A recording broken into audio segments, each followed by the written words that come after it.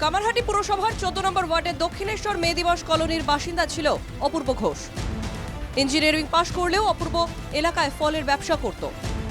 পারিবারিক সূত্রে জানা গিয়েছে বুধবার রাতে বাড়িতে কেউ ছিল না, তাই বাড়িতে নিজের ঘরেই কয়েকজন বন্ধুর সঙ্গে আড্ডা দিচ্ছিল অপূর্ব। চলছিল মদ্যপান। সেখানেই অপূর্বকে নৃশংসভাবে কুপিয়ে খুন করা হয়। বাড়ি ফিরে অপূর্বর মা ছেলেকে রক্তাক্ত অবস্থায় পড়ে থাকতে দেখেন। বললো পাড়ার লোকেরা একটা বাইকে দুটো ছেলে এসেছিল, তারা এরকম টাইমে এসেছিল 8টা 9টা 10টা নাগাদ, আর 12টা নাগাদ বেরিয়েছে। তারা দেখেছে একটা বাইকে করে এসেছিল। এই পর্যন্তই জানি, আর তো কিছু বলতে পারবো না। অপূর্বর অস্বাভাবিক মৃত্যুর খবর পেয়ে ঘটনাস্থলে ছুটে আসে মৃত তরুণের আত্মীয়রা। ঘটনাটা যখন ঘটেছে আমার শ্বশুর আমাকে ফোন করে 12টা 12:30 বাজে, যে তাড়াতাড়ি আসো, এরকম অপু মার্ডার হয়েছে। অপু মানে হচ্ছে আমার শালা। তো আমরা আসি, আসার পর দেখি, তারপর ডেড বডি কোনো দেখতে পাই না। এই অবধি আমি যাই। রক্তাক্ত অবস্থা পড়েছে, শরীর আঘাত, ছুরি দিয়ে এসছে। হ্যাঁ, তার মানে এই বাড়িতেই হয়েছে, বাড়িতে ও রুমেই হয়েছে। ওর রুমেই হয়েছে।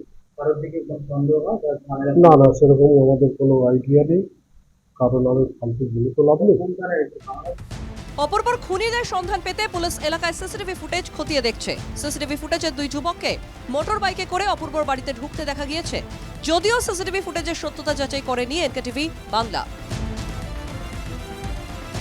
নিজের বাড়িতেই 26 বছরের এক তরুণ কিভাবে খুন হলেন বা কে খুন করলো তাকে, তা নিয়ে দানা বেঁধেছে রহস্য।